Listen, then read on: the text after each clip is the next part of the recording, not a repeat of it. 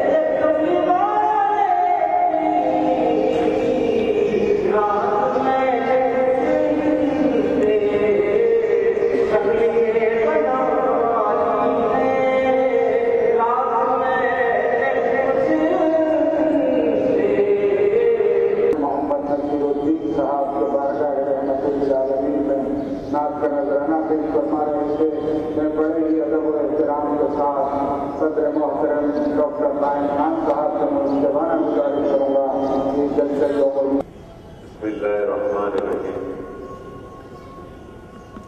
الحمدللہ مالک الملک تؤتی الملک من تشاء وتنزع الملک ممن تشاء وتعز من تشاء وتذل من تشاء بيدك الخير انك على كل شيء قدير تولج الليل في النهار وتولج النهار في الليل وتخرج الحي من الميت وتخرج الميت من الحي وترزق من تشاء بغير حساب يا أيها الذين آمنوا كتب عليكم الصيام كما كتب على الذين من قبلكم لعلكم تتقون. عزیزان گرامی، بزرگوں، نوجوانوں، مجلس بچاؤ تحریک کے زیر اہتمام ہر سال کی طرح اس سال بھی تیسرے جمعے کو جلسے یوم القرآن کا انعقاد عمل میں لایا جاتا ہے. ابھی آپ پیشرو مقررین سے یوم القرآن کے عنوان پر سماعت کر رہے تھے. یہ ماہ رمضان کا مہینہ ہے. اسی مہینے کے اندر اللہ تعالیٰ نے اپنے حبیب پاک نبی کریم صلی اللہ علیہ وسلم پر کہ قلب اطہر پر قرآن پاک کے نزول کا سلسلہ شروع ہوا. اسی ماہ رمضان کی ایک ایسی رات ہے جو 1000 مہینوں سے افضل ہے، جس رات سے قرآن کے نزول کا سلسلہ شروع ہوا۔ قرآن ہے کیا چیز؟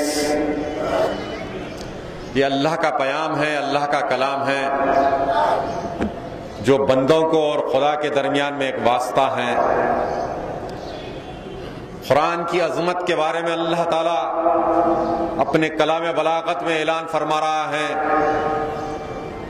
لَوْ أَنزَلْنَا هَذَا الْقُرْآنَ عَلَى جَبَلٍ رَأَيْتَهُ خَاشِعًا مُتَصَدِّعًا مِنْ خَشْيَةِ اللَّهِ وَتِلْكَ الْأَمْثَالُ نَضْرِبُهَا لِلنَّاسِ لَعَلَّهُمْ يَتَفَكَّرُونَ۔ یعنی جب تک آپ کو کسی کی جو ہے نا مقام و مرتبہ نہیں معلوم ہے تو اس کا احترام نہیں کیا جاتا۔ مثال کے طور پہ اگر ہندوستان کا وزیر اعظم بھی یہاں آ کے بیٹھ جائے اور آپ کو معلوم نہیں یہ ملک کا وزیر اعظم ہے تو آپ اس کو ادب قاعدہ یا احترام نہیں کرتے۔ اسی طریقے سے یہ مثال اسی لیے دی جا رہی ہے آپ کے سامنے تاکہ آپ قرآن کی عظمت کو سمجھ سکیں، قرآن کے مقام کو، مرتبے کو پہچان سکیں۔ قرآن وہ ہے، ڈر گئے ارض و سما، ڈر گئے ارض و سما بار امانت سے، مجھ سے دیکھا نہیں گیا حکم کا رسوا ہونا۔ عزیزان محترم، تو یہ آیت کریمہ جو سورہ حشر کی میں نے آپ کے سامنے تلاوت فرمائی، اس کا مطلب و مفہوم یہ ہے کہ اللہ تعالیٰ فرما رہا ہے اگر ہم اس قرآن کو کسی پہاڑ پر نازل کرتے ہیں اور اس پہاڑ کو شعور، احساس اور سمجھ عطا کرتے ہیں تو خدا کے خوف سے پہاڑ ٹکڑے ٹکڑے ہو جاتا اور ریزہ ریزہ ہو جاتا۔ وہ پہاڑ خدا کے خوف سے ٹکڑے ٹکڑے ہو جاتا اور ریزہ ریزہ ہو جاتا۔ یہ مثالیں اسی لیے دی جا رہی ہیں تاکہ لوگ قرآن کی عظمت کو سمجھیں اور قرآن کو پہچانیں، قرآن کو جو ہے نا محسوس کرے، سمجھیں کہ قرآن کیا مقام و مرتبہ رکھتا۔ اسی لیے تو کہا گیا کہ ڈر گئے سارے ارض و سما بار امانت سے، مجھ سے دیکھا نہیں گیا کہ حکم کا رسوا ہونا۔ عزیزان محترم، تو قرآن یہ عظمت رکھتا ہے کہ اگر کسی پہاڑ کو شعور اور احساس دیا جاتا تو پہاڑ جو ہے نا خدا کے خوف سے ٹکڑے ٹکڑے ہو جاتا اور ریزہ ریزہ ہو جاتا۔ لوگوں کو یہ مثالیں اسی لیے دی جاتی ہیں کہ لوگ سمجھیں کہ قرآن کی عظمت کیا ہے۔ اسی حساب سے قرآن سب میں پہلے جو ہے حسن عقیدے کے بعد جس چیز کے اوپر سب سے زیادہ زور دیتا ہے وہ ہے عمل۔ قرآن اعلان ہو رہا ہے والذین آمنوا عاملوا الصالحات اولئک اصحاب الجنۃ هم فیہا خالدون۔ جو لوگ ایمان لائیں گے، نیک عمل کریں گے، وہی جنت میں جائیں گے اور وہی ہمیشہ جنت میں رہیں گے، جنت میں۔ تو قرآن سب سے زیادہ جس چیز کے اوپر زور دیتا ہے وہ عمل، نیک عمل، صالح عمل اختیار کرنے کی تلقین کرتا ہے جس سے ہم کنارہ کش ہو جاتے ہیں۔ عزیزان محترم، تو اسی طریقے سے جو ہے آپ ماہ رمضان کے اندر قرآن کے نزول کے مہینے کی برکت سے اس ماہ رمضان میں آپ تراویح کا اہتمام کرتے ہیں۔ تراویح کے اندر جب قرآن کا جو ہے نا ختم ہونے کا معاملہ آتا ہے تو تراویح کی 19ویں رکعت میں سورہ ناس پڑھا جاتا ہے اور پھر اس کے بعد 20ویں رکعت میں جو ہے پھر سے جو ہے نا الف لام میم سے مفلحون تک جو ہے نا پڑھا جاتا ہے۔ اس کی وجہ کیا ہے؟ کس لیے ایسے پڑھا جاتا ہے؟ میں آپ کو آپ کی علمیت کے لیے، آپ کی نالج کے لیے بتانا چاہتا ہوں کہ ایک حدیث ہے، حضرت عبداللہ ابن عباس روایت کرتے ہیں کہ نبی کریم صلی اللہ علیہ وسلم سے پوچھا گیا کہ یا رسول اللہ، اللہ کو کون سی جو ہے نا حضرات کون سے شخص جو ہے نا سب سے زیادہ پسند ہے؟ تو آپ نے فرمایا جو ختم کرے اور پھر شروع کرے، جو ختم کرے اور وہ پھر شروع کرے۔ تو لوگوں کو سمجھ میں نہیں آیا، بعض کو سمجھ میں آیا۔ تو اس کا مطلب یہ ہے کہ جہاں قرآن سورہ ناس ہوتا ہے پھر سے جو شروع کرتا ہے، کیونکہ یہ دائمی زندگی کا معاملہ، یہ ہماری آخری سانس تک چلنے والا ہے معاملہ۔ تو عزیزان محترم، اسی وجہ سے جو ہے تراویح کے اندر جو ہے نا سورہ ناس کے بعد جو ہے نا 20ویں رکعت کے اندر پھر سے الف لام میم سے جو ہے نا مفلحون تک پڑھا جاتا ہے۔ تو بتانے کا مقصد ہے کہ یہ قرآن ایسی چیز ہے اس کو جو ہے نا زندگی کی سانس کے ساتھ جو ہے نا آپ کو جو ہے نا رابطے میں رہنے کی ضرورت ہے۔ جب تک آپ اس کے ساتھ جو ہے نا رابطے میں نہیں رہیں گے تب تک جو ہے نا وہ معاملہ جو دنیا کے اندر اور آخرت میں ہونے والا ہے ہر بندے کے ساتھ، وہ معاملہ ان کے ساتھ نہیں ہوتا جو قرآن کے ساتھ رابطے میں نہیں رہتے۔ عزیزان محترم، قرآن کی عظمت، قرآن کی حفاظت اللہ تعالیٰ خود فرماتا ہے۔ بادشاہ مامون رشید کے زمانے کے اندر جب جو ہے نا مباحثے، علمی مباحثے ہوتے تھے تو ایک یہودی خوشنویس بھی تھا، اس کو حضرت مامون رشید نے مدعو کیا، دعوت دی کہ آؤ اسلام قبول کرو چند شرائط کے ساتھ۔ اس نے انکار کر دیا اور چلے گیا۔ اس کا کام یہی تھا کہ جو ہے نا تمام مذاہب کی کتابوں کی جو ہے نا خوش خطی سے لکھا کرتا تھا۔ کبھی یہودیوں کی کتاب لکھا، زبور لکھا، کلیسا کو گیا وہاں بیچ دیا اور بڑے اچھے دام کے اندر بکے۔ اسی طریقے سے انجیل لکھی، عیسائیوں کے جو ہے نا گرجا کو گیا تو بڑی اس سے اچھے انداز میں بکے۔ لیکن اس نے بھی قرآن بھی کچھ لکھا اور کچھ ترمیم کے ساتھ لکھا اچھے خوش خط سے۔ جب مسلمانوں کے پاس اس خوش خط کو پیش کیا گیا تو مسلمانوں نے پڑھا، دیکھا کہ یہ تو ترمیم میں ہے بول کر رد کر دیا، واپس کر دیا، ایک پیسہ بھی دام نہیں لگا۔ پھر آیا واپس میں اسلام لے کر جو ہے نا مجلس میں بیٹھا تو مامون رشید نے پوچھا کہ جو ہے نا اس شخص سے پوچھا، ہے یہودی تو نے اسلام کس بنیاد پہ قبول کیا ہے؟ فرمایا، پھر یہ پورا قصہ بیان کیا کہ میں نے انجیل بھی لکھی ترمیم کے ساتھ، ان کے لوگ قبول کر لیے، زبور بھی لکھی ان کے لوگ قبول کر لیے، لیکن قرآن میں ترمیم کے ساتھ میں نے پیش کیا تو جو کوئی مسلمان نے اس کا بھاؤ نہیں لگایا بلکہ اس کی اہمیت ختم کر دی۔ یہی سبب تھا کہ قرآن کی جو ہے نا یہ اللہ کے کلام ہونے کا سبب تھا جس کی وجہ سے جو ہے نا اللہ اس کی حفاظت فرماتا ہے۔ یہ تصور آیا اور اس کے بعد میں نے اسلام کے دائرے میں آیا۔ اس طریقے سے اللہ تعالیٰ قرآن کی حفاظت فرماتا ہے۔ عزیزان محترم، حضرت علامہ اقبال گھر کے اندر جو ہے نا اپنے امتحانات کی تیاری کرتے بیٹھے ہیں اور جب صبح کے وقت جو ہے نا فجر میں قرآن کی تلاوت کرتے تو ان کے والد صاحب آتے اور جھانکتے اور چلے جاتے۔ اور اس کے بعد ایک دن ان کے والد صاحب نے کہا، بیٹا میں تم کو ایک چیز بتاؤں گا۔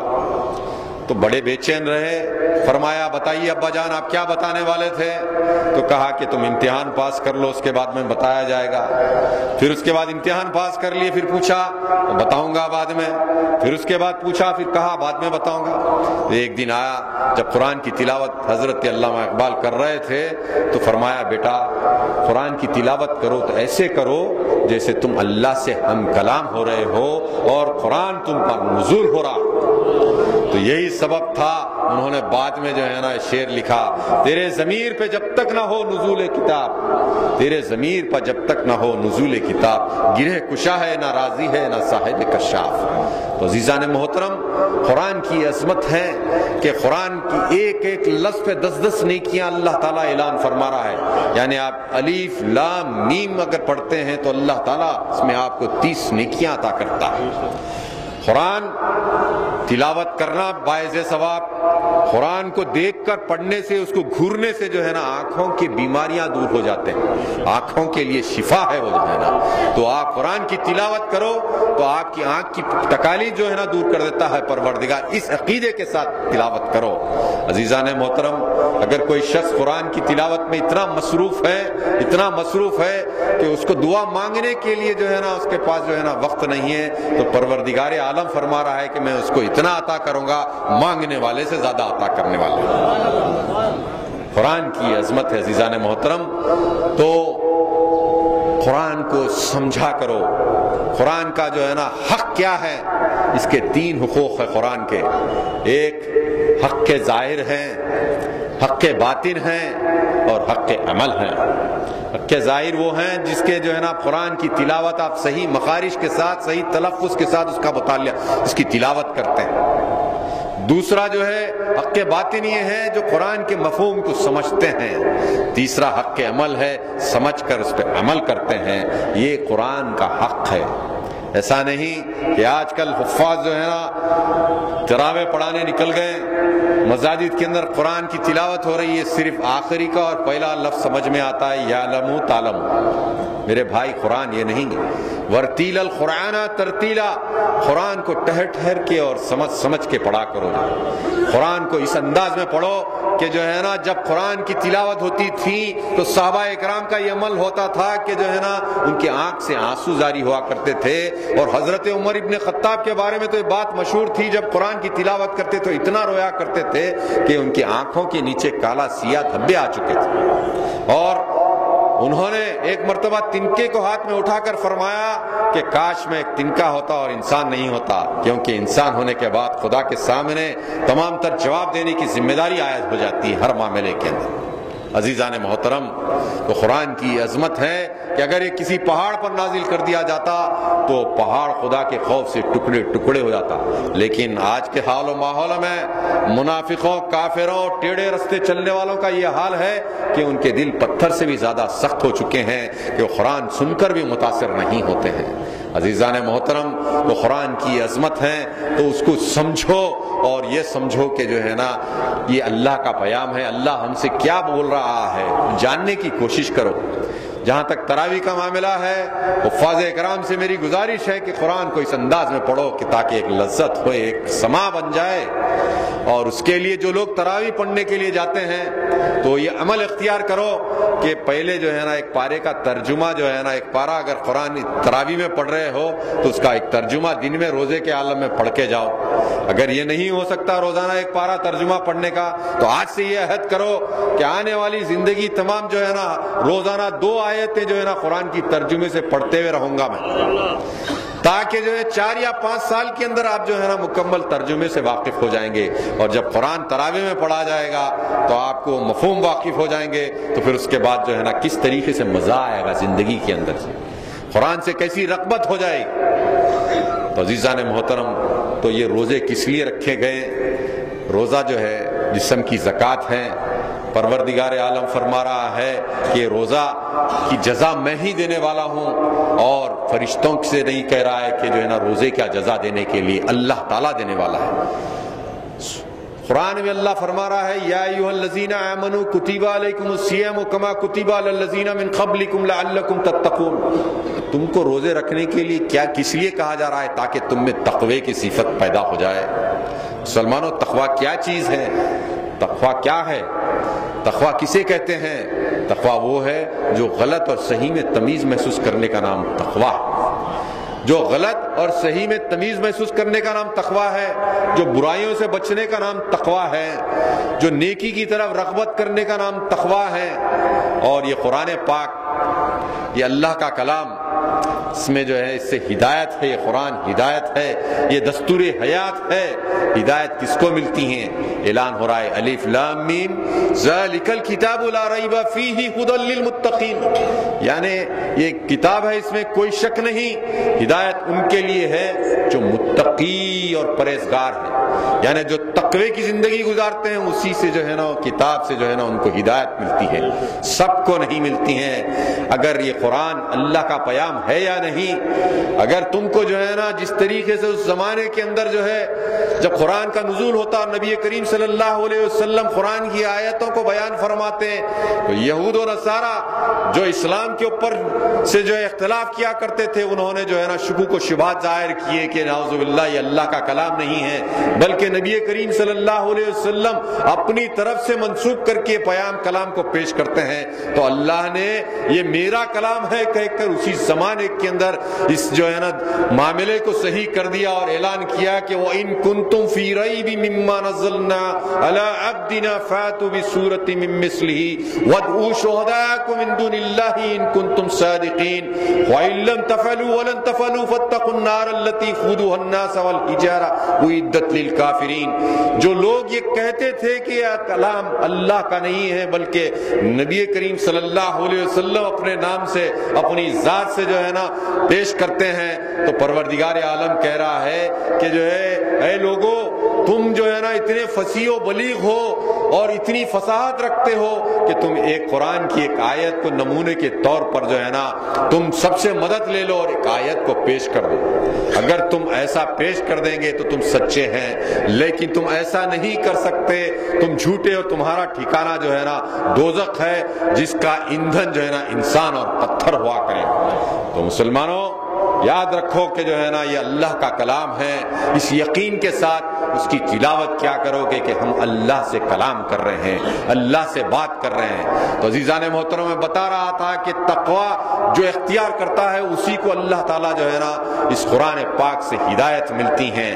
تو عزیزان محترم تقوی کیا چیز ہے؟ ایک مرتبہ حضرت جو ہے نا عمر ابن خطاب رضی اللہ تعالی عنہ اور حضرت کعب رضی اللہ تعالی عنہ سے دریافت کر رہے ہیں کہ اے کعب جو ہے نا تقوی کسے کہتے ہیں؟ تو حضرت کعب نے فرمایا، سوال کرنے والے خلیفہ دوم حضرت عمر ابن خطاب رضی اللہ تعالی عنہ سے، اے عمر تم کبھی ایسے راستے سے گزرے ہو جس راستے کے دونوں بازوں میں خاردار جھاڑیاں ہیں؟ تو فرمایا اے کعب میں اس راستے سے گزرا ہوں۔ تو پوچھا کیسے گزرتے ہو؟ تو فرمایا کہ میں اپنے گریبان کو سمیٹ کر تاکہ کہیں کانٹے نہ لگ جائے، کہیں میرا گریبان نہ پھٹ جائے، اسی طریقے سے گزرا ہوں۔ تو فرمایا تقوی اسی کا نام ہے، زندگی کی راستے میں، دنیا کے راستے کے اندر دونوں طرف خاردار جھاڑیاں ہیں اور اسی طریقے سے ہم کو سنبھل کر گزرنا ہے۔ عزیزان محترم تقوی اس کا نام ہے۔ تو مسلمانوں تقوی اختیار کرو، یعنی پرہیزگاری اختیار کرو۔ پرہیزگاری یعنی رمضان آتا ہے، ہم کیلنڈر کے 90 مہینے میں داخل ہو جاتے ہیں اور بڑے مساجد کے اندر جو ہے نا ہمہ ہمی رہتی ہے، مسجد و منبر کے پاس جو ہے صدائیں اللہ اکبر ہوتی رہتی ہیں، اور جس کے لیے جو ہے نا ہم صبح میں جو ہے نا نیند کے دبیز پردوں میں جو ہے نا فجر کی اذان کے وقت سوتے پڑے رہتے ہیں، تو رمضان کے اندر جو ہے نا ہم بے چین رہتے ہیں الصلاۃ خیر من النوم کی صداؤں کو جو ہے نا سننے کے لیے، اور شام کے اندر جہاں ہماری مصروفیت جو ہے نا کاروبار میں ہماری نمازیں چلے جاتی ہیں، وہاں پر افطار اور کے لیے جو ہے اللہ اکبر کی صداؤں کو سننے کے لیے ہم بے چین رہتے ہیں۔ تو کیا مسلمانوں یہ رمضان کے بعد پھر یہ کیفیت ہم میں کیوں نہیں رہتی؟ کیا اللہ تعالیٰ رمضان میں ہی کے اندر جو ہے نا آپ کو نظر آتا ہے؟ اللہ تعالیٰ رمضان میں ہی نظر آتا ہے کیا ہم کو؟ تو مسلمانوں وہ چیز میں آپ کے سامنے بیان کرنا چاہتا ہوں کہ ایک اخلاق و کردار وہ چیز ہوتی ہیں جب مسلمان کوئی کام کرنا شروع کیا اچھا تو آخری سانس تک کرتا ہے۔ لوگ تو بہت ہیں نماز پڑھنے والے، لیکن نماز قائم کرنے والے بن جاؤ مسلمانوں، نماز قائم کرنے والے بن جاؤ۔ نمازیں پڑھنے والے تو بہت ہیں لیکن قائم کرنے والے بہت کم ہیں، تو قائم کرنے والے بن جاؤ۔ جس طریقے سے رمضان کے اندر ہم جو ہے نا صبح میں الصلاۃ خیر من النوم کے لیے بے چین رہتے ہیں صداؤں کو سننے کے لیے، اسی طریقے سے زندگی کی آخری سانس تک یہ عمل کو اختیار کرو مسلمان۔ پھر تمہارا کوئی مصائب و مشکلات نہیں، تمہارے کوئی پریشانیاں نہیں رہیں گے، یہاں بھی تم سرخرو رہیں گے، وہاں پر بھی سرخرو رہیں گے۔ عزیزان محترم تو اسی طریقے سے جو ہے ہم 90 مہینے میں داخل ہو جاتے ہیں، اور پھر اس کے بعد رمضان گیا تو ہم بھی آرام کی نیند سو جاتے ہیں۔ ایسا مت کیا کرو مسلمانوں۔ یہ جلسوں سے یہ پیغام دینے کا مقصد یہی ہے کہ مسلمان بعمل بن جائے، اور جب بعمل بن جائے گا تو اس میں تمیز تہذیب ہوگی کہ کون ہمارا رہنما ہے، کون ہمارا رہزن ہے، ہم کو کس کے ساتھ چلنا ہے، ہم کس کے ساتھ چلتے آ رہے ہیں۔ تو عزیزان محترم ڈرو اللہ سے، ایسا ڈرو جس سے اسے ڈرنے کا حق ہے، جیسا کہا جا رہا ہے یا ایھا الذین آمنوا اتقوا اللہ حق تقاتہ ولا تموتن الا وانتم مسلمون۔ اسی طریقے سے ڈرو جیسے ڈرنے کا حق ہے۔ چھوٹے چھوٹے گناہ کو چھوٹا مت سمجھا کرو، لیکن یہ سمجھو کہ جو گناہ جس کے مقابل میں کر رہے ہیں وہ کتنا بڑا ہے، کتنا وسیع ہے پروردگار، یہ سوچنے کا خوگر بن جاؤ، کیونکہ جو ہے نا کنکریوں سے ہی جو ہے نا پہاڑ بنتا ہے۔ عزیزان محترم چھوٹے کو چھوٹا مت سمجھو، بلکہ جو ہے یہ سمجھو کہ جو ہے نا ہم کس کی مخالفت میں جو ہے نا کس کی جو ہے نا نافرمانی کر رہے ہیں وہ کتنا عظیم ہے، کتنا بڑا۔ یہ سوچنے کے عادی بن جاؤ تو پھر ہم چھوٹے سے گناہ بھی نہیں ہوگا، ہم سے چھوٹے سے چھوٹی چیز سے بھی ہم گناہ سے ہم بچ جائیں گے، اور اللہ ہمارے پر مہربان ہوتے رہے گا اگر ہماری ایسی سوچ ہوتی رہے گی۔ تو عزیزان محترم تو اسی طریقے سے تو آپ رمضان کے مسلمان مت بنو، اگر رمضان کے مسلمان بنیں گے تو پروردگار عالم قیامت میں پوچھے گا کہ تو میرے لیے روزے رکھتا تھا یا کیا رمضان کے لیے روزے رکھتا تھا؟ تو رمضان کی پوجا کرتا تھا کیا میں تیرے کو رمضان میں ہی نظر آتا تھا، رمضان میں ہی یاد آتا تھا؟ جا رمضان سے ہی تو جو ہے نا اجر لے لے، میں تیرا اجر دینے والا نہیں ہوں، کہے گا پروردگار۔ تو اسی طریقے سے اس کی مثال ایسی ہے کہ جو ہے جب نبی کریم صلی اللہ علیہ وسلم کا وصال ہوا تو جو ہے نا مسلمانوں میں انتشار کی کیفیت پیدا ہو گئی، افراتفری کا عالم ہوا۔ تو خلیفہ اول حضرت ابو بکر صدیق رضی اللہ تعالی عنہ حمد و ثنا کے بعد خطبہ دیتے ہوئے یہ کہا کہ مسلمانوں، اگر تم محمد صلی اللہ علیہ وسلم کی پوجا کرتے ہو تو یاد رکھو محمد صلی اللہ علیہ وسلم کا وصال ہو چکا۔ اگر تم اللہ کے بندے ہو، اللہ کی عبادت کرتے ہو تو اللہ حاضر و ناظر ہے، قائم و دائم ہے، تو جو ہے نا وہ ختم ہونے والی ذات نہیں ہے، کہہ کر جو ہے نا یہ قوم کو جو ہے نا آگاہ کیا۔ تو اسی طریقے سے اللہ یہ بتانے کا مقصد یہ ہے کہ اللہ ماہ رمضان میں نہیں ہے، بلکہ اللہ جو ہے نا رمضان کے بعد کے 11 مہینوں میں بھی رہتا ہے۔ مسلمانوں، تو آپ جو ہے نا عمل کی منزلیں طے کرو، اور جو ہے نا باقی دنوں کے اندر جو ہے نا جس طریقے سے رمضان میں اجتماعی طور پہ ہم روزے رکھتے ہیں اور بڑی آسانی ہوتی ہے، لیکن نبی کریم صلی اللہ علیہ وسلم کا معمول تھا کہ ہر مہینے کے اندر کم سے کم 3 روزے تو آپ رہا کرتے تھے۔ اسی طریقے سے سنتوں کو اپناتے رہو، اور سرکار کی سنت روزہ رکھنے کی ہے وہ تصور سے روزہ رکھو، تو اللہ تعالیٰ کے پاس جو ہے نا اس کے محبوب کے مقبول بن جاؤ گے، اور اسی طریقے سے یہاں بھی عزت والے اور وہاں پر بھی عزت والے بن جاؤ۔ مسلمانوں، حالات تو بہت آتے رہتے ہیں جاتے رہتے ہیں، ہم کو یہ دیکھنا ہے کہ آج ہمارے بچوں کو جو ہے نا دین کی تعلیم دے، قرآن کی تعلیم دے۔ یہ نہیں کہ ہمارا ایک بچہ جو ہے نا کنزین ہے، ارے اس کو مدرسے میں ڈال دو، حافظے کے معاملے کے اندر حفظ کرا دیں گے، اچھا ہے تو مشن اسکول میں ڈال دو۔ خدا کی قسم، یہ ہماری ذہنیت کیوں ہو گئی ہے؟ ہماری ذہنیت کو تبدیل کرنے کی ضرورت ہے۔ گجرات کے ایک بادشاہ محمود بیگڑا چند علماء کرام اور صالحین کے ساتھ بیٹھے تھے، تو اس وقت یہ ذکر چل رہا تھا کہ قیامت آئے گی، تو قیامت کے دن جب جو ہے نا قیامت آئے گی تو سورج آسمان سے نیچے آئے گا، اور تلوار کی نوک پر جو ہے نا لوگوں کے اوپر جو ہے نا عذاب نازل ہوتا رہے گا، جو ہے نا قرآن سے جو ہے نا حفظ نہیں کریں گے، اور وہ قرآن وہ سورج کا عذاب سے وہ لوگ محفوظ رہیں گے جو ہے نا حفظ کرے ہوں گے، اور جن کے دلوں کے اندر قرآن ہوگا، اور ان کے اطراف میں جو ہے نا ان کے ساتھ خاندان 14 پشتن کو جو ہے نا اللہ تعالیٰ اس سورج کے عذاب سے محفوظ رکھے گا، جو ہے نا اس سورج کی تکلیف سے محفوظ رکھے گا جو قیامت کے روز ہوگی۔ تو محمود بیگڑا کے دل میں بھی یہ خواہش آئی، ہائے بول کے صدا نکلی کہ کاش میرا بھی کوئی بیٹا ہوتا، حفظ کرتا، حافظ ہوتا، تو میں بھی قیامت کے روز جو ہے نا ایسا بچ جاتا۔ یہ دلی میں یہ تمنا تھی کہ بیٹے خلیل خان کو یہ معلوم ہوا کہ جو ہے ایسی کیفیت ہے، تو انہوں نے جو ہے نا جب ان کو جو ہے نا بھیج دیا گیا جا کر سلطنت سنبھالنے کے لیے، انہوں نے سلطنت نہیں سنبھالی ایک حصے کی، بلکہ دن رات قرآن کی تلاوت اور قرآن کو حفظ کرنے میں زندگی بسر کی۔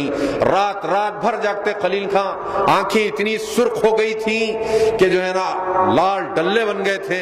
لوگوں نے قرآن کی آیت کے حوالہ دے کر فرمایا، بادشاہ کو خلیل خان سے کہا کہ لا یکلف اللہ نفسا الا وسعها، تو فرمایا کہ اللہ تعالیٰ بندے پہ حد سے زیادہ بوجھ نہیں ڈالتا ہے، آپ اتنی کیوں زحمت کر رہے ہیں؟ آپ کی آنکھیں سرخ ہو گئی ہیں، آپ کو چشمہ آشوب ہو گیا ہے۔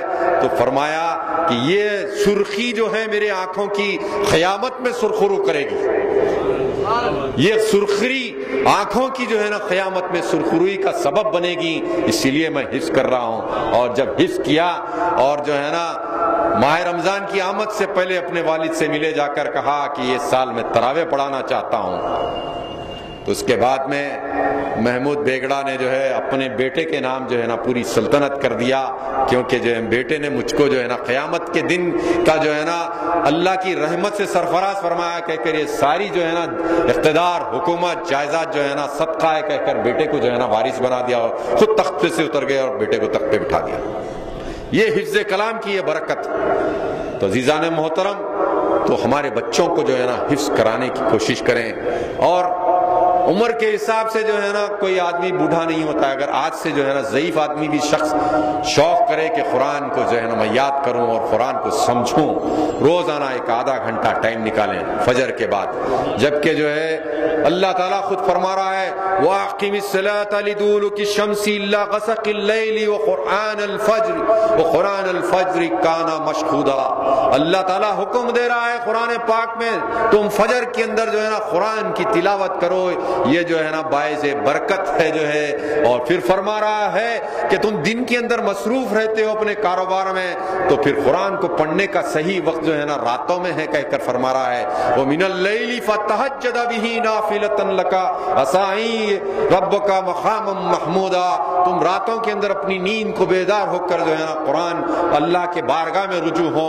جس طریقے سے سورہ مزمل میں فرما رہا ہے وَرْتِيلَ الْقُرْآنَ تَرْتِيلًا, اسی طریقے سے قرآن کو ٹھہر ٹھہر کر اور راتوں میں اٹھ کر جو ہے نا سمجھ سمجھ کر پڑھو, اور رات میں سمجھو تو دن کے اندر جو ہے نا عمل آوری کیا کرو قرآن کی. عزیزان محترم, تو رات کی سیاہی کے اندر اللہ کو بہت آخری پہر کی عبادت بہت زیادہ پسند ہے. لیکن آج کل جس طریقے سے ہمارے نوجوان جو ہے نا اپنی راتوں کو جو ہے نا فضول گفتگو کے اندر جو ہے چوکٹوں پہ اور نکڑوں کے اوپر جو ہے نا ضائع کرتے ہیں, جس کا کوئی مقصد حاصل نہیں ہوتا, کم سے کم خدا کے ذکر میں جو ہے نا اس وقت کو گزارنے کی کوشش کرو. اگر راتوں میں تم کو نیند نہیں آتی ہے تو اللہ کی ذکر میں جو ہے نا اللہ کا شکر ادا کرو کہ تم ہم کو رات میں نیند نہیں دیا پروردگار, تو ہم جو ہے نا اسی لیے نہیں دیا ہوگا تاکہ تیری عبادت اور تیرے ذکر کے اندر ہم گزار سکیں. عزیزان محترم, حالات یہ ہیں. تو حالیہ کے اندر جس طریقے سے آپ واقف ہیں کہ جو ہے جناب آدم ملک صاحب مرحوم کو جو ہے انتقال ہوا, مجلس بچاؤ تحریک کے کارگزار صدر, اور پھر اس کے بعد صدر کی حیثیت سے 11 سال خدمات انجام دیے, قابل تعریف تھا. اس کے بعد میں تحریک کے لیے جو ہے ایک سرپرست کی ذمہ داری ایک صدر کی جو ہے نا ضرورت محسوس ہوئی, تو تمام تحریک کے ذمہ دار اور کارکنوں نے مجھ کو جو ہے صدر مجلس بچاؤ تحریک کا جو ہے نا منتخب کیا. میں آپ تمام حضرات کا مشکور اور ممنون ہوں اس مسئلے کے اندر. جس طریقے سے پہلے بھی بغیر عہدے کے یا کسی چیز کے جو ہے نا ملت کے مسائل کے اندر جد و جہد کیا کرتا تھا, آج یہ عہدے تو اپنی جگہ پہ ہیں, اس کے بغیر یہ بھی جو ہے نا خدمات انجام دینا ہمارا نصب العین ہے. کیونکہ امان اللہ خان صاحب وہ شخصیت تھیں, پہلے یہ سوچا کرتے تھے لوگ, تو امان اللہ خان بھی یہ سوچتے تھے کہ میں ایم ایل اے ہوں تو لوگ میرے پاس آتے ہیں اور میں ان کا کام نکالتا ہوں, شاید وہ اسی لیے مجھ کو چاہتے ہیں. لیکن اللہ تعالیٰ دنیا کو دکھانا چاہتا تھا کہ جو ہے نا اللہ کے لیے للہیت کے اوپر بنیاد کے اوپر خدمت کرنے والوں کے لیے عہدے کوئی معنی نہیں رکھتے ہیں. امان اللہ خان اقتدار پر نہیں تھے, جب وصال ہوا دنیا نے دیکھا کہ جو ہے نا لاکھوں کی تعداد میں آپ کی جو ہے نا جنازے میں لوگ آئے. دنیا نے دیکھا اقتدار پہ نہیں تھے, جب سرکار کی شان میں گستاخی کا معاملہ ہوا تو فلک نما کے سامنے جو ہے یہی امان اللہ خان بغیر اقتدار کے جو ہے نا اس گستاخ رسول کے گریبان کے اوپر ہاتھ ڈال کر دنیا کو یہ دکھا دیا کہ اقتدار کے بغیر بھی جو ہے نا سرکار کے جھیالے جو ہے نا اپنی جانوں کی پرواہ کیے بغیر سروں کو کفن مان کر جو ہے نا شریعت کے تحفظ کے لیے اور نبی کریم صلی اللہ علیہ وسلم کی محبت میں ان کی عظمت کے لیے اپنے آپ کے سروں کو کٹوانے کے لیے تیار رہتے ہیں. تو یہ جذبہ اسی وقت پیدا ہو سکتا ہے کہ جب کہ آپ جو ہے نا قرآن کو سمجھے, قرآن سے رغبت اختیار کریں, قرآن کو پڑھے تو ایسا پڑھیں جیسے کہ جو ہے اللہ سے تم ہم کلام ہو رہے ہو. عزیزان محترم, میں اپنی گفتگو کو مختصر کرتے ہوئے یہی کہوں گا کہ اللہ سے کہ پروردگار ہم کو قرآن سے جو ہے نا رغبت پیدا کر, ہماری نظروں کو جو ہے نا قرآن کا لیے جو ہے نا عبرت پذیر بنا پروردگار. اے پروردگار اس قرآن کو ہمارا شافی بنا دے, قیامت کے روز جو ہے جہنم کی آگ کے لیے ہمارے لیے پردہ بنا دے پروردگار. ہم میں جو ہے نا قرآن پڑھنے کا شوق اور ذوق پیدا کر پروردگار, قرآن کو سمجھ کر عمل کرنے کی ہمیں توفیق عطا کر پروردگار. آج ہم بہت پریشان حال ہے مولا, آج ہمارے پہ طرح طرح کے نتنے انداز سے مظالم ہو رہے ہیں, صرف یہ ہمارے گناہوں کا سبب ہے مولا کہ آج ہم پریشان ہو رہے ہیں. اے مولا پھر بھی ہم تیرے بندے ہیں مولا, تو ہمارا مولا ہے پروردگار, تو شان کریمی کا واسطہ مولا, شان رحیمی کا واسطہ پروردگار, ہم تیرے حبیب کے غلام ہیں پروردگار, تو ہم پر رحم و کرم فرما پروردگار.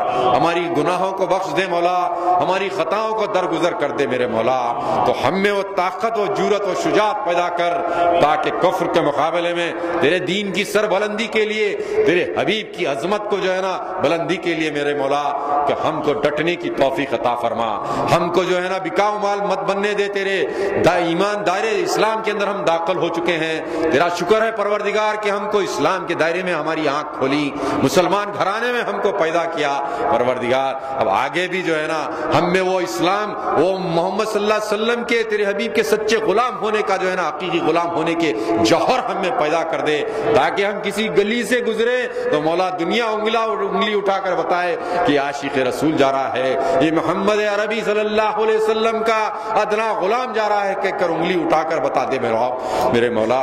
یہی آرزو ہے، یہی تمنا ہے کہ جب تک جلایا عزت کے ساتھ جلا، ہمت کے ساتھ جلا، صحت کے ساتھ جلا، کسی دنیا کے جو ہے نا اغیار کے سامنے ہماری ہاتھوں کو پھیلانے مت لگا مولا، کافروں کے سامنے ہم کو محتاج مت بنا میرے مولا، ہم کو جو ہے نا تیرا محتاج بننا چاہتے ہیں، تیرے حبیب کے محتاج ہیں میرے مولا، تو یہ لاج رکھ لے پروردگار، تو ہماری لاج رکھ لے۔ وآخر الدعوانا الحمدللہ رب العالمین۔ یہ محترم ڈاکٹر قائم خان صاحب، میں گزارش کروں گا سرپرست جلسہ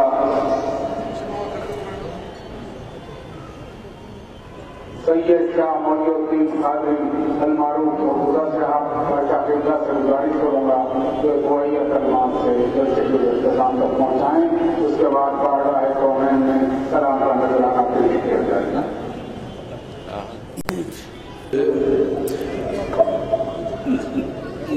مجاہد ملت جناب فرت اللہ خان صاحب، محترم ڈاکٹر قائم خان صاحب قبلہ نے جس تفصیل سے آپ کے سامنے روشنی ڈالی، اس کے بعد سوائے دعا کے اور کچھ باقی نہیں ہے، صرف دو کلمہ جو دل کی تسلی کے لیے اگر آپ حضرات اجازت دیں تو میں بتا دوں کہ قرآن کا لب لباب خوف آخرت ہے۔ جس آپ آخرت کو یاد کرتے رہیں گے تو ہر عمل میں اخلاص ہوگا، ہر عمل میں آپ کے ساتھ سچائی ہوگی، اس لیے کہ جس طرح بچے کو یہ ہے کہ گھر میں میرے ماں باپ کو جواب دینا رہتا تو وہ پرہیز کرتا ہے کہ کوئی ایسی غلطی نہ کروں جس گھر جانے کے بعد میں مجھے جواب دے ہو، تو اسی طریقے سے ہم چپ آخرت کو بھولے ہیں۔ ہم قرآن تو پڑھ لیتے ہیں، بڑی محبت سے اس کو چومتے ہیں، اس کو سر پہ رکھتے ہیں، اس کو غلاف پہ رکھتے ہیں، اس کو گھر میں سجا کے رکھتے ہیں، مگر اس کے عمل سے ہمارا کوئی سروکار نہیں ہے، اس پہ عمل کرنے سے ہم بڑے پیچھے ہیں۔ اس کی مثال ایسی ہے کہ صرف ایک واقعہ، میں اگر اجازت دیں تو میں صرف 2 منٹ کے لیے میں ایک واقعہ عرض کروں کہ ایک گوسائی شاہ ولی اللہ محدث دہلوی رحمۃ اللہ علیہ کے پاس آیا، بولا میں اسلام لانا چاہتا ہوں، بولے الحمدللہ، بولے میری ایک شرط ہے، تو بولے شرط کے ساتھ تو اسلام قبول نہیں ہوتا، تو بولے میرا ایک مذہب ہے، میں برسوں اس کی ریاض کر رہا ہوں، اس کی تپسیا کر رہا ہوں، میں برسوں اس کا پیروکار رہا ہوں، اب میں جب آپ کے پاس آ رہا ہوں تو آپ کے پاس مؤلفۃ القلوب کا بھی ایک راستہ ہے، آپ میرے لیے رعایت فرمانا ضروری ہے۔ تو بولے کیا چاہیے تیرے کو؟ تو بولے مجھے اسم اعظم بتائیے۔ تو اسم اعظم یہ اولیاء اللہ، یہ صوفیاء کرام کے پاس ایک ایسا محاورہ ہے کہ جس کو اسم اعظم مل جائے تسخیر کائنات اس کے لیے آسان ہو جاتی ہے، وہ کائنات پہ تسخیر کر سکتا ہے، تو مجھے اسم اعظم چاہیے۔ تو شاہ ولی اللہ بولے کہ ٹھیک ہے، ظاہر میں میری تسلی کے لیے تم نہا دھو کے آ جاؤ، اور قرآن شریف بولے کہ کسی لکڑی یا کوئی قلم وغیرہ سے بولے کہ کسی حروف پہ تم کسی لائن پہ رکھ دو، تو وہ کسی مقام پہ وہ قلم کو ٹکا دیا اور وہ آپ آیت تلاوت کیے، جیسا آپ کی زبان پاک سے وہ آیت تلاوت ہوئی تو وہ چیخ اٹھا کہ میں تمہارے رب پہ اور تمہارے رسول پہ ایمان لایا۔ تو بولے اتنا جلدی؟ تو بولے ہاں، میں نے سوچ رکھا تھا کہ اگر یہ اسم اعظم ہے تو میرے ہاتھ کا جو تانبے کا کڑا ہے یہ سونے کا ہو جانا، اور جیسا آپ نے یہ تلاوت کی یہ سونے کا ہو گیا، اب مجھے آپ اس میں عزم دے دیجئے۔ تو شاہ ولی اللہ قرآن شریف بند کر دیے، بند کر کے بولے کہ بیٹا پورا قرآن اس میں اعظم ہے، پڑھنے کے لیے ولی اللہ کی زبان چاہیے۔ تو قرآن شریف تو پڑھتے ہیں ہم لوگ، مگر قرآن شریف کی تاثیر سے واقف نہیں ہے، قرآن شریف کے کلمات کے وزن سے قرآن کے۔ اس لیے کہ دیکھیں، اگر آپ کو ڈاکٹر خان صاحب کا فون آ گیا یا بھرت اللہ خان صاحب کا فون آیا، آپ اللہ کی قسم کھا کے بتائیے کہ کتنی دیر بات کرتے؟ جب تک وہ نہیں کاٹتے آپ بات کرتے۔ بیوی کی مداخلت بھی پسند نہیں کرتے، بچوں کی مداخلت بھی پسند نہیں کرتے۔ کیوں؟ میرے بڑے کام کا فون ہے، یہ فون گزرا اور لمبا ہونے دو۔ تو پھر یہ قرآن شریف سے اتنی بیزاری کیوں؟ ایک فائدے کے ٹیلی فون کے اوپر تو آدھا ایک گھنٹہ ہو جاتا ہے، اور پھر یہ قرآن شریف سے اتنی جلدی بیزاری کیوں؟ تو پتا چلا کہ ربط کا معاملہ ہے، وہاں ربط کا یقین ہے، یہاں ربط کا یقین نہیں، وہ فائدے کا یقین ہے، یہاں فائدے کا یقین نہیں ہے۔ اگر فائدے کا یقین سمجھ میں آ جاتا تو اللہ کی قسم پڑھتے پڑھتے سوتے پڑھتے پڑھتے اٹھتے، جیسے ڈاکٹر صاحب نے فرمایا اسی میں زندگی گزارتے، پھر اس کا اثر اپنے زندگیوں میں پاتے۔ وہی لوگ تھے، دیکھیں کیا بات ہے، کھجور کے چھت کی چھت ہے، کھجور کے پتوں کا چھت ہے، مٹی کی دیواریں ہیں، مٹی کا فرش ہے جانماز کا، یہ مسجد نبوی ہے۔ اس میں پڑھنے والے مصلی ایران فتح کرتے ہیں اور اسپین تک جاتے ہیں، قسطن دنیا تک جاتے ہیں، اور آج اربوں خربوں کی عمارت رکھنے والے ہم اب وائٹ ہاؤس کے ٹیلی فون سے کام جاتے ہیں۔ تو بتائیے کہ ایمان کا ہم کس درجے ایمان کی حد گر چکے ہیں۔ اب یہ صرف کلام کی حد تک باقی رہ گیا کہ ہم قرآن پڑھتے ہیں، قرآن سمجھ نہیں۔ اگر آپ قرآن پڑھتے ہوتے، قرآن سمجھتے ہوتے، تو جیسا فرد اللہ خان صاحب نے بولا، اللہ کی قسم تذکیر عالم آپ کے اختیار میں ہوتی، کائنات آپ کے اختیار میں ہوتا۔ کیوں؟ کہ کلام اللہ سچا ہے، مگر ہم کو یقین نہیں، صرف ہم لوگ صرف تلاوت کی حد تک محدود رہ گئے۔ میرا اپنا فکر یہ ہے کہ اگر بے انتہا اگر علماء کرام ہیں تو میں ان سے معذرت کے ساتھ، اور دوست احباب ہیں تو ان کے ساتھ بڑی محبت کے ساتھ ایک لفظ میرا اپنا قول ہے، ہم تیسری درجے کی قرآن پڑھ رہے ہیں، ہم تیسرے درجے کا قرآن پڑھ رہے ہیں۔ بڑا غصہ آ جائے گا آپ لوگوں کہ بھئی یہ تیسرا درجہ کیا ہے؟ قرآن کا بھی درجہ ہوتا ہے؟ تو بولے ہاں میرے بھائی درجہ ہوتا ہے۔ قرآن کا پہلا درجہ نور ہے، قرآن کا پہلا درجہ نور ہے، جو اللہ سبحانہ وتعالیٰ کے پاس سے محمد عربی علیہ السلام کے قلب پاک پر نازل ہوا، جس کی کوئی گواہی نہیں، جس کی کوئی شہادت نہیں ہے، یہ صرف لائٹ ہے۔ جبریل آئے، کوئی نہیں دیکھا، سرکار فرمائے جبریل آتے ہیں، دیتے ہیں، جاتے ہیں، مگر کوئی یہ نہیں بول سکتا کہ ہمارے سامنے جبریل نے یہ آیت رسول اللہ کو دی۔ تو یہ معاملہ تھا نور کا۔ اب اس کا دوسرا درجہ تھا صوت کا، آواز کا، دوسرا درجہ آواز کا۔ تو اب کائنات عالم میں اللہ سبحانہ وتعالیٰ وہ ایک ہی ٹرانسمیٹر ایسا پیدا کرا قلب محمد صلی اللہ علیہ وسلم، جو اس نور کو کیچ کر کے ساؤنڈ کی شکل دے۔ دوسرے کوئی کائنات میں وہ آلہ پیدا ہی نہیں کیا اللہ تعالیٰ کے وہ نور کو، جیسے آج کی سائنس بڑی آسان کر دی معاملات کو، کہ آپ جاتے ہیں کہ 200 کلومیٹر 400 کلومیٹر کی رفتار سے گاڑی چلی، 900 کلومیٹر کی سپیڈ سے جہاز چل رہا، اور آپ بڑے سن کے اطمینان سے ہیں کہ بھئی یہ وائس آف امریکہ ہے، یہ BBC ہے، یہ آل انڈیا ریڈیو ہے، یہ کدھر سے آ رہے؟ تو انہوں نے قسم کھا کے بولتے کہ بھئی میں نے ریڈیو سنا، تو یہ ویوز ہے، مگر اس کو کیچ کرنے کے لیے ٹرانسپورٹ چاہیے۔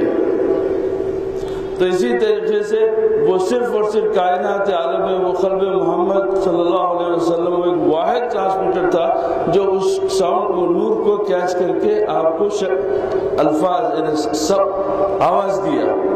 پھر تیسرا درجہ ہے تحریر تک، اس کا تیسرا درجہ ہوا تحریر۔ تو اب ہم لوگ صرف تحریر تک محدود رہ گئے، کیوں؟ سعود میں بھی گڑبڑی کر دیتے، اس کے سعود میں بھی ہمارے سے غلطیاں ہوتی رہتی ہیں۔ تو لہذا اب قرآن کو صحیح سمجھنا ہے تو جس طریقے سے اس کا نزول آیا ہے اسی طریقے سے اس کو اوپر لے جائیے۔ آپ تحریر سے آواز تک، پھر آواز سے نور تک لے جائیے۔ جب یہ کیفیت ہوگی تو خدا کی قسم آپ غوث اعظم ہوں گے، غریب نواز ہوں گے، داتا ہوں گے، بابا ہوں گے، شریف ہوں گے۔ کیوں کہ یہ لوگ قرآن کو قرآن کے نور سے سمجھا۔ جب قرآن کو قرآن کی اس کی اصلی کیفیت میں سمجھتے ہیں تو پھر اس کا فائدہ ان کو معلوم ہوتا ہے۔ جیسا ابھی آپ نے فرمایا، ورنہ آپ بتائیے لَوْ أَنزَلْنَا هَذَا الْقُرْآنَ عَلَى جَبَلٍ لَرَأَيْتَهُ خَاشِعًا مُتَصَدِّعًا مِنْ خَشْيَةِ اللَّهِ، کیسا سمجھا سکتے ہیں آپ کہ اگر یہ قرآن پہاڑوں پہ اتارا تو پہاڑ ریزہ ریزہ ہو جاتے، پوری عمر لگ جائے گی آپ سمجھانے کے لیے، مگر اللہ کا ولی ایک سیکنڈ میں سمجھا دیتا۔ کیوں؟ وہ کیفیت سے واقف ہوتا، لہذا وہ پانی پہ چل کے بتاتا، پہاڑ کو چکنا چور کر کے بتا دیتا۔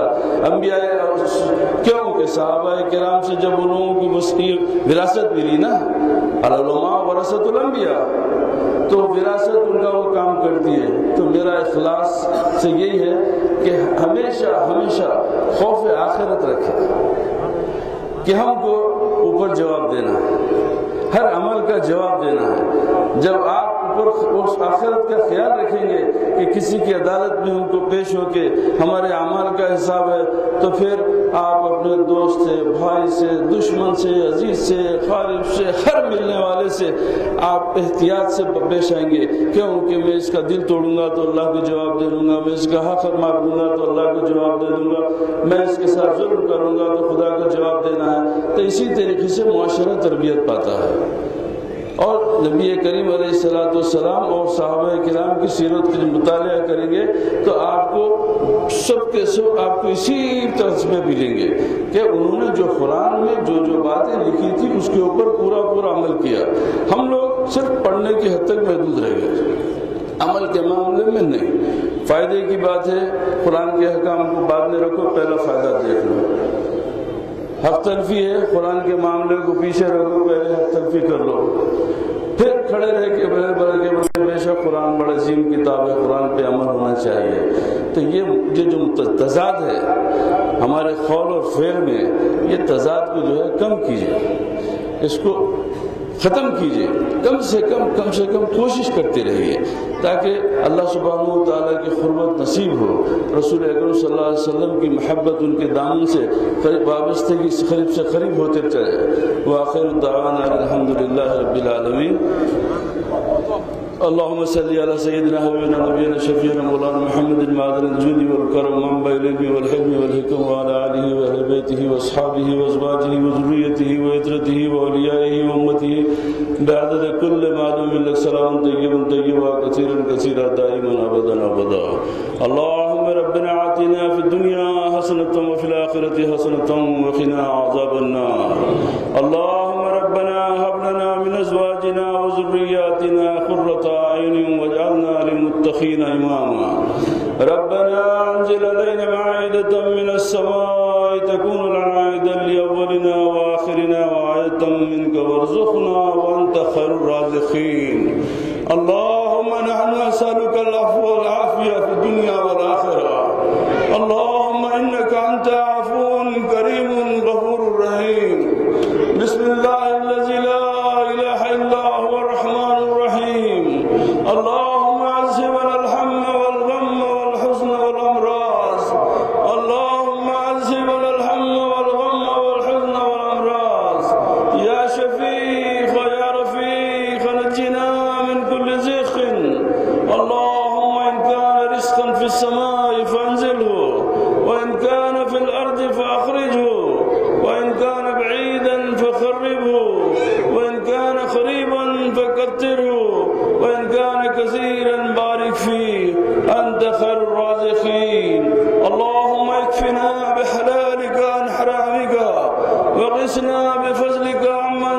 برحمتك يا واسع المغفرة. اللهم لا تحرمنا من بركات ومن فيوز ومن الطاف والعنايات بشهر هذا الشهر المبارك رمضان الكريم يا رب العالمين. اللهم لا تحرمنا من بركات القرآن الكريم وتلاوة قرآنك الكريم يا رب العالمين. اللهم ألف بين القلوب المسلمين يا رب العالمين. اللهم ثبت أقدامنا يا رب العالمين.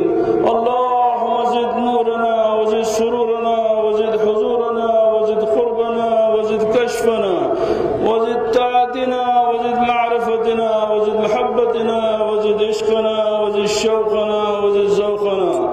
اللهم ربنا أتمم لنا نورنا واغفر لنا إنك على كل شيء قدير. اللهم لا تقتلنا بغضبك ولا تهلكنا بعذابك وعافنا قبل ذلك. اللهم لا تؤاخذنا بسوء أعمالنا. اللهم لا تؤاخذنا بسوء أعمالنا.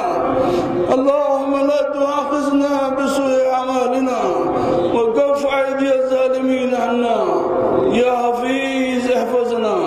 اللهم يسر أمورنا وحسن مرادنا واشفنا واشف مرضانا واصلح ذات بيننا واهلك أعدائنا وادمس وجوههم وامسكهم على مكانتهم واختم على أفواههم يا أقدر القادرين ويا أرحم الراحمين. رب إني مغلوب فانتصر وبعث الله مقاما محمودا الذي وعدت إنك لا تخلف الميعاد. اللهم صل على سيدنا حبيبنا نبينا شفينا مولانا محمد كما تحب وترضى أن تصلي عليه.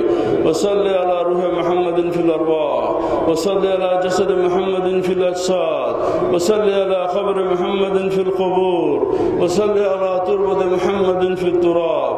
اللهم ارزقنا فتوحا كثيرة من خزائن رحمتك وادخلنا في مجلس حبيبنا ونبينا وشفينا أحمد المصطفى محمد المصطفى رسول الله صلى الله عليه وسلم. يا رب العالمین الشہر المبارک المقدس شہر کی برکت سے پروردگار ہماری خواہش ہماری دلی خواہش کو پورا کر دے. مولا آج کے اس مبارک دن جمعۃ المبارک رمضان المبارک اور قرآن کے جلسے کے انعقاد کرنے والے مجلس بچاؤ تحریک کے لوگوں کو پروردگار ان کو کامیابیوں سے ہمکنار کر دے. مولا ہماری دعاؤں کو قبول کرے. ہماری اگر کوئی غلطیاں ہے تو اس کو معاف فرما دے. پروردگار ہماری کوتاہیوں کو معاف کر دے. ہمارے عذر کو قبول کر لے. مگر میرے مولا ان بھائیوں کو اللہ سبحانہ و تعالیٰ اپنے کرم سے اپنے فضل سے مولا ان کے مقاصد میں کامیاب کر دے. ان کو مسلمانوں کی صحیح نمائندگی کا موقع عطا کرے. پروردگار یہ لوگوں کو ان کی کوششوں کو کامیاب کرے. مولا بہت دیر ہو گئی. پروردگار بہت تاخیر سے یہ لوگ منتظر ہیں تیرے کرم کے تیرے فضل سے. مولا ان کو انتخابات میں کامیاب فرما کے مسلمانوں کی صحیح خدمت کا موقع عطا کرے تاکہ حیدرآباد کے مسلمانوں کو بھی سکون اور راحت کا موقع عطا ہو. یہ فساد اور یہ شر یہ بدماشیوں یہ جھگڑوں سے ان کو راحت ملے. اللہ تعالیٰ مسلمانوں کی صحیح رہنمائی فرمائے. اللہ سبحانہ و تعالیٰ اس فقیر اس حقیر کی صدقے میں غوث العظم دستگیر رضی اللہ تعالیٰ عنہ کے میرے شیوخ کرام کے مسجد مبارک یوم القرآن کے جلسے کی میں اللہ میری دعا کو قبول کر لے. وآخر دعوانا الحمد للہ رب العالمین والصلاة والسلام علی اشرف الانبیاء والمرسلین. صلی اللہ